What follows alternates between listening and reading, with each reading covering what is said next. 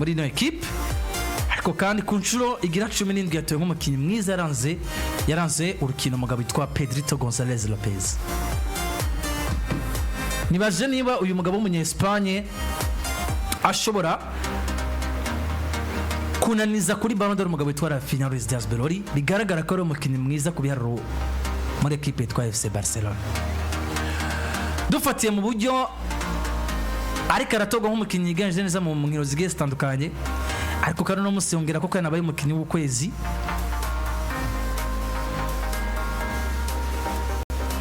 Ubwo muri Barcelona twotangura kwiyumvira ikijanye na Ballon d'Or kuri Pedri González gusumba meme n'uwitwa Raphinha, bigaragara ko biharuro bifite ico bitubwira.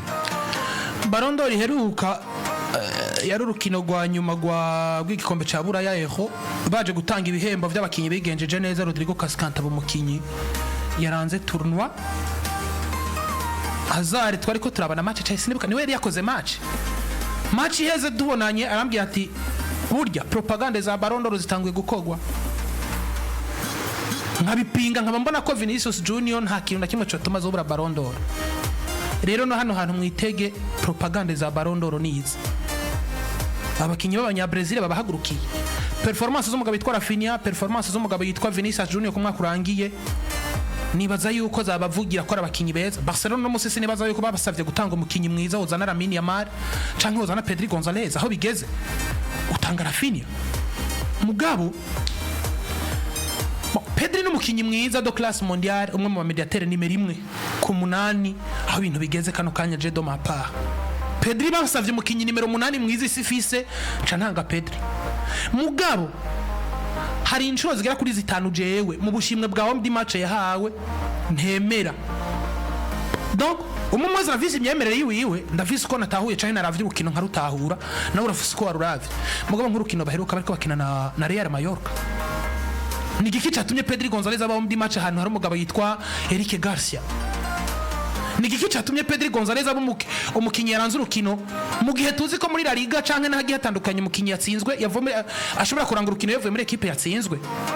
Uyu mugabo yitwa Leo Roman umunyegori wa Real Mallorca yatweretse urukino ruteye ubwoba. Mugo Pedri González yakunze abo muri match muri equipe itsinze bon bien sûr, ariko sino umukinyi yakinye urukino rwiza muri FC Barcelona. Tafisa ko Karolo navuze ko mugabo yitwa Eric Garcia. Pedri González twaragarutse kenshi ko match za Benfica do Lisbon, match are match retour twabonye Raphinha mwiza, twabonye Lamine Yamal mwiza, match irarangiye Pedri arashimiwe, twabonye umugabo yitwa Szczesny ku match za Atletico Madrid, iyi match y'igikombe cy'umwami batsinda igitsindo kimwe ku busa. Nabonye umugabo yitwa Frenkie de Jong, Pedri birangira bayo muri match. Ubwiza bwa Pedri sino bwevariwa ngo nikora yabayo muri match inshuro nyinshi. Ahubwo ubwiza bwa Pedri ndabwevariwa ningene yorganiza urukino rwa Barcelona. Ariko ko organiza urukino no guca witwa umukinyi yaranze urukino ni ibintu bibiri bidasa. Organize urukino hari abatanze hari abamaririye akazi wakoze. Nkuko dukunda ko tuvuga mu mupira w'amaguru pass decisive n'igitsindo n'igikuru gusumba pass. Pass arabazihabwa bakazibura. Pedri twibaze reka muri FC Barcelona no mu mediateur mwiza mugasa umukinyi mwiza wa equipe. Twibaze kari propaganda zitanguye. Iyi ni propaganda ikomeye wanashaka abantu bagomba batangura gutegura imitima. Nanje ndimwo. Raphinha nabura Ballon d'Or igahabwa Pedri González. Ntituze twibaze ngo vyavuye he. Pedri ariko arahekwa. Nibi nyamakuru mu ariko si mwiza. Ni mwiza niko ngomba gusigura. Pedri ni mwiza. Mugabo bijanye no gutogwa nk'umukinyi yaranze urukino. Pedri ariko arahekwa cyane. Abari kuri YouTube barayibona ati propaganda. Propaganda zatanguye. Oya mugabo ni point interrogation. Ati twibaza propaganda cyane ni Pedri mwiza. Ni kibazo tugomba kwibaza ya. Ni propaganda cyangwa dufise Pedri González ibiharuro n'ivyakina bitwereka kari mwiza. Ibaze nk'umuntu ambwira ngo kuva kera naziko ntemera Pedri. Kuva ryari mu buhe mwaka? Je Pedri González kuva duga muri Barcelona ndemeza ko niyo tarimaze kuduga ndiko ndabona nkashira kwa akora. Mugabo twemeranye. Uyu mwanya uri one reporter baraje baragufasha ati muzehe equipe ni gwawe duha umukinyi mwiza ufise Yamal ufise Pedri ufise Raphinha. Pedri umutanga ubugira kangahe ariko nubwo abandi batoregwa mu biharuro nibiki ariko we ibiharuro ntibibesha ariko aratoregwa mu bijanye no kuba umukinyi. Ibiharuro ntibibesha on the match abaramukinyi atanze ivyo biharuro vyiza mu rukino nimba Raphinha hari aho yahetse Barcelona imbere Benfica de Lisbonne canke Szczesny hagashimirwa Pedri baciye mu muco hariho ikintu bwana de critères zisungwa ntituzimenya Hari ikintu ca mugabo mbere. de critères twe twisunga twaravye urukino Pedri Nigiki kintu yahaye Barcelona nko ku match za Benfica de Lisbonne cari gutuma uryamira Szczesny canke Raphinha hariho ibintu abantu bashobora kwitiranya. Jude Bellingham mwaka wezi yatoye nk'umukinnyi mwiza wo hagati yaranze sezo. Je uno munsi Pedri na umwaka utararangira Pemport ivyazo twanire umukinnyi mwiza wo hagati zifise muri romanya. Kubw'ibiharuro. Kubw'ivyakina. Nibi equipe Barcelona irimo ko avise mu ruhara ku bice byinshi kwijana. Mugabo tugaruka ku kintu kimwe. Umupira w'amaguru mu kibuga haragabuwe. Hari aba defense cyangwa abakinyi b'inyuma, hari abakinyi hagati mu kibuga, hari abasatirizi kandi aba bose bafise role cyangwa akazi gatandukanye. Hari rero kugakora ukarenza ko bagutumye aho uca witwa mu grand joueur ariko arakora ibirenge ibyo bamutumye. Mugabo munsi ndemeza ko Pedro Gonzalez muri secteur iwe gato twumvikana muri secteur iwe muri mediane ariko arakora ibirenge y'ivyo bamutumye kuko statistiques zirabigaragaza kuko nko kuri match ya Mallorca statistiques za Pedri ndazemera kuri match ya Mallorca yakinye imipira 105 ku bice 92 kwijana imipira yatanze yageze yira yatanze passe zitandatu zari gushobora gusana passe zaremwemwo uburyo bwari kuvamo igitsindo ico bita key passes cyangwa se passe clé yateye imipira igera kuri 4 miremire iva ibugiji bamfiji buryo kandi yose yashitse yija yashoboye kuba aganya duel zine muri 8 atera attack rimwe irafata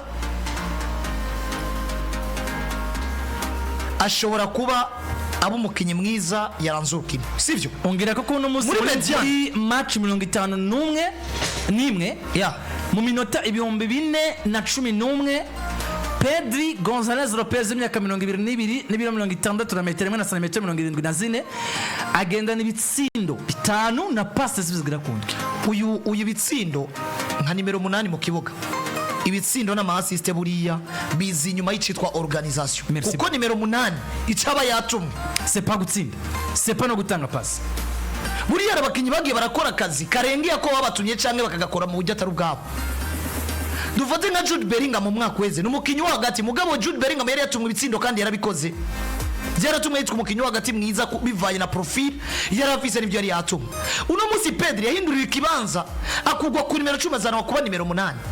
Sinibaza ko lo football ya Pedri no munsi za kuyevaluwa mu assist n'ibitsindo kuko no munsi siyo role ahubwo no munsi Pedri ni afise role yo kudetermina yo kutwereka mbega ishusho ya Barcelona ni yahe ni ibi bintu navuze kuri Rodrigo de Paul wa Atletico Madrid dabi bintu Atletico Madrid kirakina ni bintu Barcelona musikina urabona ni ihinguriro ryavyo ni kwa kandi akarakora role yiwe mugabo tugaruka imbere yiwe fata statistique zo mugabo witwa Daniel Olmo Carvajal bivanye n'icaba yatumwe urabe yarabikoze neza nk'akazi kiwe. Fata umugabo witwa Frenkie de Jong ku nimero 6 n'icaba yatumwe akazi kiwe yaragakoze sivyo muri media ndashaka kuvuga ngo Pedri Gonzalez umukinyi mwiza parce que niwe bivanye n'ibyo yatumwe yarengeje ico yatumwe mugabo tuze muri secteur offensive naho Robert Lewandowski akazi yatumwe n'akahe nibitsindo kandi yarabitsinze rien de spécial Lewandowski yakoze par rapport ivyo yatumwe.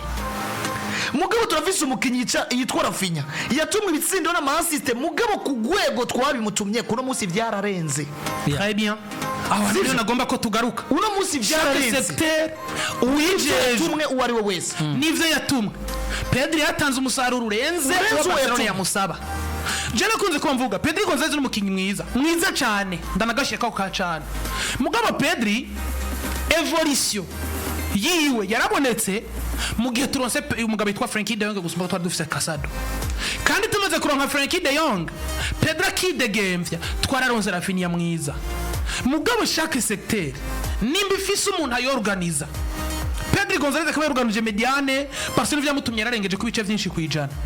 Raphinha yaje muri secteur offensive ari umukinyi ahinduriwe poste icambere acha sabwa ibitsindo asabwa pass decisive uno munsi Raphinha nta muntu apinga ubushobozi bwiwe rero jewe nimba muri mediane warabaye mwiza ukarenza urugero muri attack ukaba mwiza ukarenza urugero mwese mwararengeje urugero mu bwiza bwanyu hacasigara havuga iki havuga ibiharuro ni bose havuga ibiharuro Raphinha na Pedri bawugereranya niho hantu Landry buriya waciye usa n'uwunciramo ndiko ndagenda kwinuzenya navuze gutanga ibiharuro no ku explosa aho naramini ya marara hari mugabo dufashe mu masekiteri yose rero kwa Barcelona defense mediane attaque twisanga dufise abakinyi batatu umudefenseur mwiza Barcelona ifise ariko arakora ibirenge byo yatumwe ni Inigo Martinez umukinyi w'agati mwiza Barcelona ifise ariko arakora ibirenge byo yatumwe ni Pedri Gonzalez umusatirizi mwiza ariko arakora ibirenge byo Barcelona yamutumye ni Rafael Diaz Berori dufise abakinyi batatu rero sivyo dufise Pedri dufise Luis Diaz Berori dufise Inigo Martinez Barcelona igomba iduha umukinyi mwiza tutitaye kuco umukinyi yitwa yuko yahawe na equipe turabe wewe yahaye iki equipe kuko bose igikombe bagitwaye ni cha bose ni collectif meme n'udakinazo wagivise mu rwara mugabo cyatuza rero individual mumwe wese yatanze iki Pedri Gonzalez yarahinduriye kibanza zanwa muri mediane mugabo yarasanzwe ari umukinyi akina muri style nuno munsi bamushizemo usibye kuno munsi Flick yagize akantu kakagobora njya kugira ngo amushire muri conditions zituma yiyerekana nka mwiza yamuzanira aba preparateur physique beza bamutegura bica birakunda kandi si bose bateguwe vyakunze dufashe umugabo yitwa Raphinha mwibuke ngo uyu yarahinduriye ikibanza ahinduriye ikibanza atari kugira ngo yisange muri conditions nziza ahubwo yahinduriye ikibanza ari kugira ngo umwana wa equipe yitwa Lamine Yamal nawe bikunda aronka ikibanza sizwe abantu batawuzi context zibiri Pedri yahinduriye ikibanza kugira ngo abe mwiza Raphinha yahinduriye ikibanza kugira ngo equipe idatakaza tala y'umwana witwa nde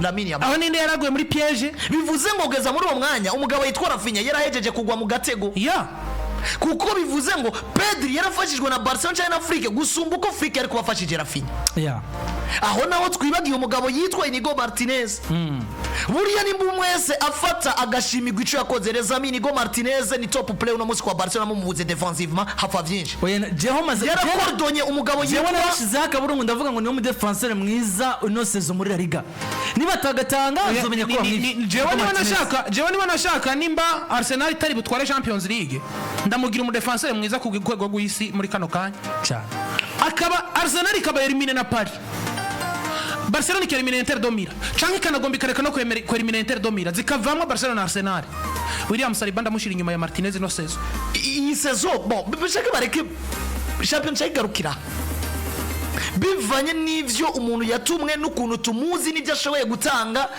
Inigo Martinez yaratumye tubona umwana bita Poko Barsi kurundi gwego Inigo Martinez yaratumye tubona tactique z'umugabo yitwa Afrique zo gufata ama offside niki bikunda nkuko kuna abantu barirengagiza ikintu abantu barakubwira ngo Pedri yabaye mwiza kwerewe yakoze ku mipira myinshi muri match kwerewe niko kazi bamutumye usibye ko yagakoza karenza Inigo Martinez nawe yakordonye defense atuma Poko Barsa bamwiza atuma style y'ama offside y'umugabo yitwa Flick ikunda kuko uzorabe hakenye ku Barca na darajo birapfa uzorabe ibi bintu by'ama offside babipanze Inigo Martinez atari mu birapfa aho rero naho tutaje muri secteur y'umunyegori tubakompare rero umwe wese ku kazi yakoze kuki abantu babona akazi ka Pedri Gonzalez mu gihe yakoze ku mipira myinshi eske nibyo Raphinha mutumye gukora ku mipira myinshi nimba Pedri utamutume ibitsindo n'amansitse kuki Raphinha ugomba kumutuma ko organize urukino kandi umwe wese afise cyajejwe nimba Pedri uvuga ko yorganije ariko kazajejwe kuki Inigo Martinez tutamushimira ico yakoze muri defense rero niho hantu ncangaruka nkavuga ngo dans les conditions normales nshobora gutangura kuvuga ngo umupira w'amaguru gomba utangure guhabwa agaciro aho kwitwa umukinyi mwiza bitugariye ku gitsindo aho no valida mugabo nsubije amaso inyuma mwibuka ku isi y'umupira w'amaguru yatunze abakinyi beza wo hagati mu kibuga mugabo minsi yose bazize ubwiza bwa Cristiano Ronaldo na Messi n'itangazamakuru sinibaza ko wari wo mwanya isi y'umupira w'amaguru igomba itwereke ko abakinyi bo hagati mu kibuga cyangwa baba defenseur bagiye guhabwa umwanya cyangwa bagiye guhabwa agaciro jewe ibi ndabigereranya n'ibintu vyo mwaka uheze bon ababo bari no muri equipe imwe mugabo no munsi haracari abantu bagusigura ko Cascante yabaye mwiza gusumba Vinicius Junior umwe wose arafise imyemerere yiwe mugabo jewe no munsi Pedri Gonzalez nimba yagize uruhare kugira Raphinha yabe mwiza nabo yagize uruhare kugira bebeza ntibababa erega na Raphinha yaciye uruhare kugira ngo Pedri yitwe kari ya equipe nziza ako niko kantu rero ngira nagire ngarukeko nimba Pedri yaragize mu uruhare kugira Raphinha yabe mwiza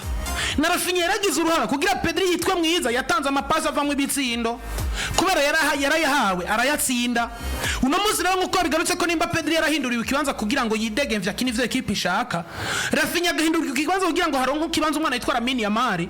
Raphinha yaguye muri piège, ya piège yagwamwo arayisimbuka, atanga umusaruro equipe yamushaka ko arawurenza urugero kano kanya. Ndavuga ngo Pedri Gonzalez kuza muri concurrence ya Ballon d'Or nta kintu kimwe kindi nzobambora kimuzanyemwo atari propaganda izoza. Nimba Jude yaraje kuri podium ya Ballon d'Or mwakwezi kuzamwo ariko nubundi kuri classement kisanga inyuma ya Rodri, Cascante na Vinicius. Erega muri kano kanya urashaka ze kuri podium umugabo na bimwe jewe numva vyoto nato shaka itwara. Nimba Ballon d'Or itwara umuntu yabaye uwa mbere hakaza Pedri na Raphinha, Raphinha nuwa 0, Pedri nuwa mbere. Aniyo abantu tugomba kumvikana. Nimba jewe wombwira ko Barcelone ari nziza ku bwa Pedri sindavyumva. Equipe iri fort collectivement. Izo nguvu ziza collectivement buri gihe mu kintu cyari cyose hacagomba kubamo des éléments zigaragaza muri za nguvu equipe yatanze zikaba nziza gusumba abandi. Nuwo Pedri, nuwo Lamine Yamal, nuwo Raphinha. None nguno muzo wabaza abantu hagati ya Pedri na Yamal ninde muntu amaze gukinisha imipira myinshi vyari bitsindo Raphinha? Ni Yamal gusumba Pedri Gonzalez. Mbo je no kwemeza ko iyi attaque irikira dependa kuri style ya Barcelona yakunze kubera Pedri. Nabivuze ndabisubiramwo. Umukinyi mwiza wagati mu kibuga muri no mwanya ndabishimangira ndavyemeza, statistique niki vyose biragaragara ni Pedri Gonzalez. Muga dufashe umukinyi mwiza tugomba kuza kuri facteur zose watanze iki paraporo y'ivyo usabwa muri style ukina. Nkasanga Raphinha jewe do mapare yaratanze vyinshi birenge wanashima ivyo yatumwe gusumba ko Pedri Yoba yaratanze byinshi gusumba ivyo yatumwe yanashizwe muri condition nziza je kana bivuge gusumba ko jewe nashaka no muzi abantu bari ko baravuga ko Pedri Raphinha yabaye mwiza kubera Pedri je sindavyance. Pedri ni mukinyi mwiza wa equipe. Na Pedri yarabaye mwiza kubera Raphinha ko Pedri yaza kuba muri equipe akino umupira badatsinda. Na muntu bari karavuga Pedri. Na Pedri yarabaye mwiza kubera Raphinha. Mugabo uwatumye Raphinha bamwiza gusumba abandi bakinyi bose si Pedri. Uwatumye Raphinha bamwiza gusumba abandi bakinyi bose ni Lamine Yamal. Ya produit de passe décisive Raphinha zivyaza umusaruro. Uno musi tuko turavuga ko Raphinha afise ibitsindo vyinshi. Turiko turavuga ko Raphinha ameze neza muri Barcelona. Nivyo Pedri yarorganije urukino rurakunda. Mugabo bwo Pedri yarorganije urukino ni nkuko Frenkie de Jong ariko kugorganiza. Bon, reka dufate ariko nibarugorganije rwego rumwe. Nibarugorganije rwego rumwe. Iyo example tuyifate mu indi equipe wanashima bitahurize. Niki gituma Vitinha batariko baramukomparana na n'umugabo azwizina rya Ousmane Dembele. Ndondere ibyaro vya Vitinha, ndondere imipira Vitinha akora ko kuri chaque match, ndonderera je ya Paris Saint-Germain hagati mu kibuga idafise Vitinha turako Dembele n'abandi tuzoba uzanya kantu keza cyane. Uno munsi Barcelona ko yari Barcelona cekwe Madrid ari Madrid harakuntu menga abantu twaramaze kuba acronizo equipe ikintu kitari positive mwico equipe ni mwizo equipe nitwo kivuga ucumengo turakosheje. Pedri Gonzalez ari mwiza muri Barcelona mediane yose arayoboye equipe iri kwikina ibintu vyiwe. Paris Saint-Germain yatwaye Ligue 1 iri muri Champions League demi finale ifise amahirwe yo gushika kuri finale ndetse no gutwara igikombe nkuko n'izindi ziyafise. Bafise umukinyi mwiza yitwa Ousmane Dembele niwe abantu bose babona. Burya Dembele without umugabo yitwa Vitinha cyangwa Neves iyo hinduka iki Dembele mediane uno munsi Paris Saint-Germain yose urutiga umugongo ni waroria aba mediateur n'aba defense n'abataka n'aba defenseur mugabo yitwa Vitinha. Mugabo Vitinha ariko aravugwa kubera ari muri equipe yitwa ko ari no paraporo ya Barcelona. Equipe ya Madrid iratunze maestro Toni Kroos atagena kimoyo kwigera ba muri comparaison n'umugabo yitwa Vinicius yabaye mwiza kuri podium ya Ballon d'Or. Nimba equipe ya Barcelona iratunze maestro Andre Iniesta to kwigera ba compare muri equipe irimo Lionel Andres Messi. Nimba no musi equipe yitwa Paris Saint-Germain itunze Vitinha atuma Paris Saint-Germain banziza mugabo tutomugereranya statistique bamugiye Dembele yabaye mwiza. Ahantu je nawo kwicara imyaka 5 turangize kuri no uza ko Iniesta umupira yakinye mugabo batigeze bamuhoka kumukompara na Messi. Uno munsi nta kintu na kimwe Cotuma uyu Raphinha peut-être si umupira mugushobora no kuzora rindirangira tudasuye kubona ibi biharuro hatabaye igitangaza ucumu kompara na Pedri Gonzalez. Biragoye Barcelona no munsi ADN ya Barcelona ni Ramasya. Pedri sivyo nivyo sungana wa Ramasya cyane mugabo yarahaciye ariko cha bisanga afise novuga ngo talent cyangwa umupira nk'abana baramasya bica birakunda.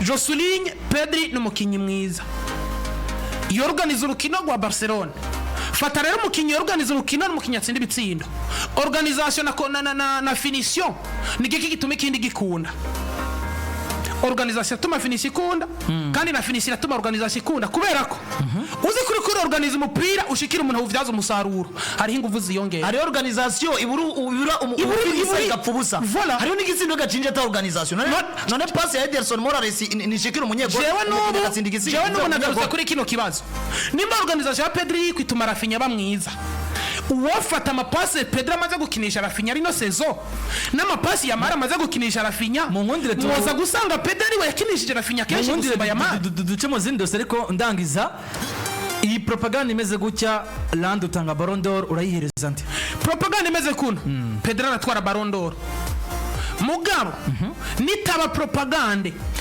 simvuze ngo propagande y'uburyo Pedri karaheko duhagaze ku bihero dufise no munsi peut-être tugeze kuri podium dufise Barcelona ni equipe nziza muri podium dufise Barcelona dufise Pedri Gonzalez ndetse n'uwitwa Raphinha turashaka munge Landry uri France Football tugeze hano hantu muri demi finale ya Champions League tugeze muri La Liga bagomba igikombe tugeze mu gikombe cy'umwami triple historique iracakunda uyu warashaka ndindira fata ko vyaheze dufise abagabo babiri no dufise Raphinha ufise na Pedri jenda nashiramo Dembele wanashaka Raphinha aratwara Ballon d'Or Dembele akurikire Pedri wa gatatu Azare ibikombe byatwawe Barcelona yageze ku musaruro mwiza igatwara ibikombe tukisanga igomba kuduha abakinyi beza mu baranze umwaka Raphinha yatwara Ballon d'Or atayitwara jewe ahantu ndi niki nta classement nimwe y'abakinyi beza baranze umwaka iziza na Pedri imbere ya Raphinha nibisanga bagomba kugwanira Ballon d'Or aribo ni Raphinha nibisanga ataribo batwaye Ballon d'Or igatwara nk'undi mukinyi twanga Ousmane Dembele nubundi kuri classement je nico ndakigarukako no ku rutonde uko kuntu ntabonye witwa Lautaro Martinez muri batanu baranze umwaka muri top 5 atarimo umwaka weze ndacabifata nk'ikibazo gikomeye cyane ni naco kibazo nshobora kubona mu gihe naho Raphinha tubatwaye Ballon d'Or igatwara nka Dembele ko yatwaye Ligue des Champions ugaca usanga ku rutonde Raphinha ari nyuma ya Pedri Gonzalez iyo bari manque de respect ku mupira w'amaguru ngivyo mukorangeza gusa muri Barcelona umugabo yitwa Ansidiet Flick ati ndatahura ivyo witwa Carlo Ancelotti karacamwe ati kandi nomenyereza misakomeye ati biriye mushikira nabandi byo bashikira nkuko na Carlo ku mwaka weze ati ndazi ko akazi kacu kagoye Xavier Hernandez ndamushikira muganirije Carlo gakomeye ati mugabo ku munsi wa gatandatu ni duhura shyuko ari mwiza singiye kubiraba ndamumanika ndamupakira kare amengereza ndabakunda cyane kabisa imitwe yashushe ariko buriya banagira solidarité buriya bamengereza uribuka ko no mu ntango za saison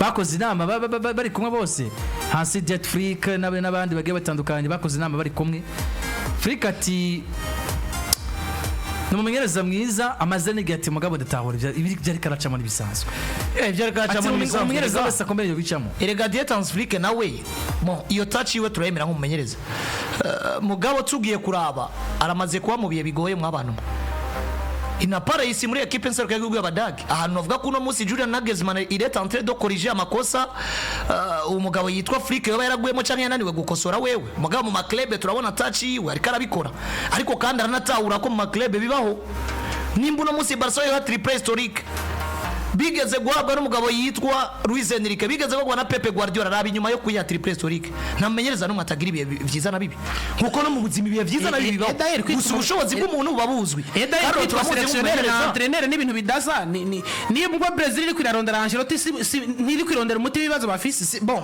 nashatse kugaruka ku kintu gikomeye kwerekana ngo ubwa mbere umuntu tumuzi gute turazi Carlo nk'umumenyereza mwiza akomeye kwisi mugabo kandi tugomba gutahura ko kwitwa umenyereza akomeye bidasigura ko utazokwigera uca mu bibazo equipe izokwama hosome kwa muvugo none Pepe Guardiola nyuma ya 2012 kwa Barcelona ni yari yakubiswa gashaya asohoka aja kwa Bayern yagiye kwa Bayern imeze gute ntivyari bimeze nabi Luis Enrique asohoka muri Barcelona nyuma yo kuya triple historique vyari bimeze gute yarakubiswa rashaya yarasohoka ahungira muri equipe nseruka y'igihugu nivyo yarayubatse mugabo no munsi nta musaruro yagize no munsi dufate Pepe Guardiola nyuma yo guhibikombe bine bikurikirana equipe ya Manchester City iyi saison yakubiswe niyashaye none ivyo ari karacamo si burevese mazuzima ikintu turaba niki mbego umenyereza tumuzi gute kandi tumuzi umenyereza akomeye guca mu bihe bigoye ni gitangaza ariko tuba twizeye ko azobitorera inyishu kuko iyo capacity arayifize gusumba kumva ko nk'uno munsi nka zava baciye mu bihe bigoye novuga ngo zava aciye mu bihe bigoye nk'umumenyereza akomeye ahubwo zava ibi bihaciyemo biramurengeye kuko n'umumenyereza asanzwe nibi by'abati yagomota nibi by'aba Igor Tidor n'abandi bagiye baraca mu bitandukanye eske tubazi nk'abamenyereza bakomeye oya nimba tubazi nk'abamenyereza bakomeye iyo bari mu bihe bigoye ntitubibona nk'ibihe bigoye ahubwo tubibona nko kuba bari mu bintu bibarengeye gusumba uko umumenyereza akomeye tubizi aciye mu bintu bikomeye tubona ko ari ibibazo bikomeye kandi azogira gute azotorera inyishu kuko je nk'ubu sinokwevariyo nje ndakubwira ngo Pepe ni mubi kubera aciye mu bibazo muri uyu mwaka cyane ko ari uvuga ngo ni mubi paraporo yo kuntu tumuzi nk'umumenyereza akomeye ku isi kubera aciye mu bibazo ibi bibazo byama bibaho inyuma ya 6 ku bamenyereza presque bose mugabo twama tubona comeback yabo wanashima muri iyo migwi nyene cyaye mu yindi migwi bashoboye kutwiyereka mu ijoro bakatwereka ngo ububasha bwacu cyangwa ubushobozi bwacu nubu nibwo budakwiye kugira kamakenga. Itangazo ry'ubuvuzi Polyclinique Theresia iramenyesha bitura bose rino vuriro ko ukugabanuka kw'ibiciro gushika ku bice bigera kuri 30 ku masanamu ya scanner itarimo inshinga icitwa scanner non injecté byongereje gushika ku tariki 30 ndamukiza 2025.